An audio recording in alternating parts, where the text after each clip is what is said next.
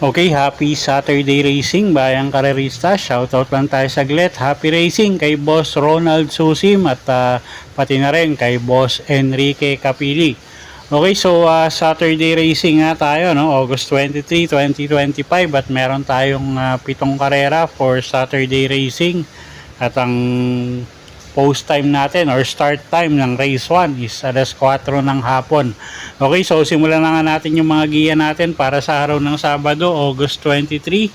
Okay, race 1 tayo. Start ng winner take all. 3-year-old and above maiden race placers. Distansya natin 1,400 meters. 8 kalahok tayo rito. First choice natin, single ko na to, numero 8, Borderline. JB Hernandez yung re-renda dyan, isang imported horse at tingin ko nakaraan medyo nabitin lang to at ngayon tingin ko magangin laban niya, so single ko na nga to, numero 8, Borderline. Kung gusto nyo pang protection, pwede yung imported horse na kalahok numero 2 na si Mangantana, si Eladbin ko re-renda dyan, pero ako nga single ko na nga to sa race number 1, kalahok numero 8, Borderline. Okay, next race tayo, race number 2. Race 2, start ng pick 6. Meron tayong 6 na kalahok dito. Class 4, 42 to 56 bracket. Distansya 1,400 meters. Okay, first choice natin yung imported horse na rin na numero 1 na si Backpage. Sasakay niya ni JQ Cabarios Jr. at regular rider naman niya yan.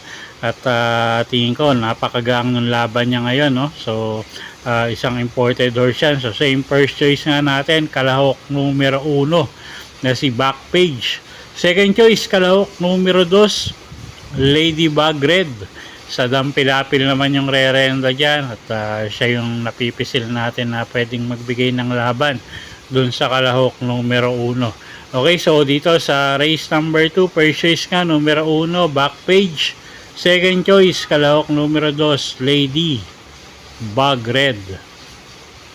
Okay, race 3 tayo. Start ng pick 5, class 5, 17 to 41 bracket. Distansya 1,400 meters, 6 na kalahok. First choice natin dito, kalahok numero 2 na rin na si Malabon King. JR De Ocampo yung re-renda dyan at napakagaang ng laban ngayon. So siya yung first choice nga natin, kalahok numero 2 na si Malabon King, isang deremating kabayo. Second choice, kalahok numero 6 na si Marengo. JMS Torque naman yung sasakay dyan at pag nauna tingin ko malaki panalo niya, no? At isang matuling kalahok yan. So siya yung second choice nga natin. Okay, so dito sa race number 3, first choice nga numero 2, Malabon King. Second choice, kalahok numero 6, Marengo. Okay, race 4 tayo. Start ng pick 4, class 4, 42 to 56 bracket. Distansya 1,400 meters. May 7 kalahok tayo rito. At first choice nga natin, kalahok numero 2, Charge the Castle. Jan Alvin Gusing sasakay dyan. Tingin ko medyo lamang yan. Napakagaang ng laban at gamay naman ni Jan Alvin yan. So tingin ko walang magiging problema. Isang imported horse at siya nga yung first choice natin. Tingin nga natin medyo lamang yan. Second choice natin, kalahok numero 4, couple entering sa Bawani at 4A na si Zoom. Gagabay niya ni Pabs Cabalejo at ni Boji Henson. So sila yung second choice nga natin. Okay, so sa race 4, first choice numero 2, Charge the Castle, medyo lamang. Second choice, kalahok numero 4, couple entering sa Bawani at Zoom. Okay, race 5 tayo, class 5, 17 to 41 bracket. Distansya 1,400 meters. First choice natin, kalahok numero 2, Noble Promise. JMS Torque yung sasakay dyan, isang matuling kalahok. Pag nauna, tingin ko malaki panalo. At siya nga yung first choice natin, no? Kalahok numero 2 na si Noble Promise. Second choice, kalahok numero 4 na rin na si Crown Prince. AR Ramos naman yung sasakay dyan. At gamay nung hinete yan. So napapatakbo niya ng maayos yan. So siya na rin yung second choice nga natin. Okay, so sa race 5, first choice nga natin, kalahok numero 2 na si Noble Promise. Second choice, kalahok numero 4, Crown Prince. Okay, race number 6 tayo. Class 4, 42 to 56 bracket, distansya 1,400 meters.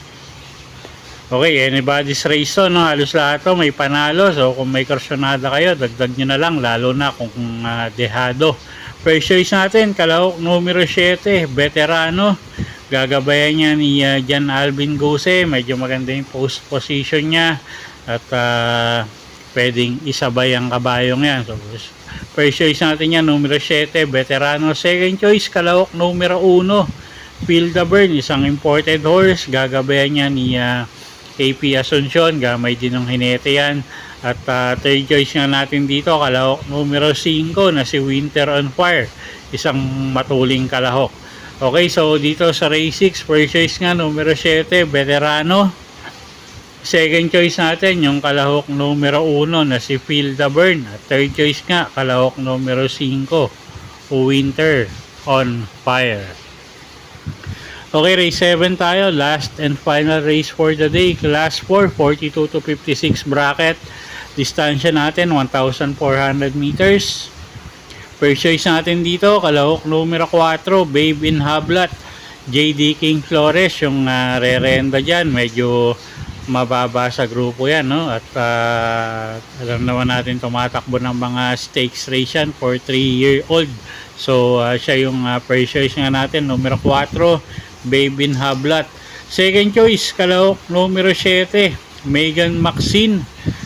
CP Henson naman yung re-renda dyan. At third choice nga natin dito, yung matuling kalahok na numero 6 na si Gemma Bell. Gagabayan naman yan ni Chris Garganta.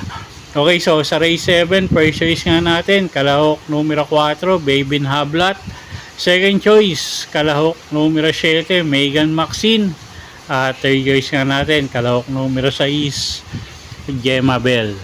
Okay, so yun po yung mga giya natin para sa araw ng Sabado, August 23, 2025. Sana po yung makatulong sa pagpili nyo ng mga tatayaang kabayo. Inuulit ko po, kayo pa rin po masusunod kung saan nyo itataya yung pinagpaguran yung pera. Okay, good luck po at happy Saturday racing po, bayang karerista, at happy weekend na rin po sa inyong lahat.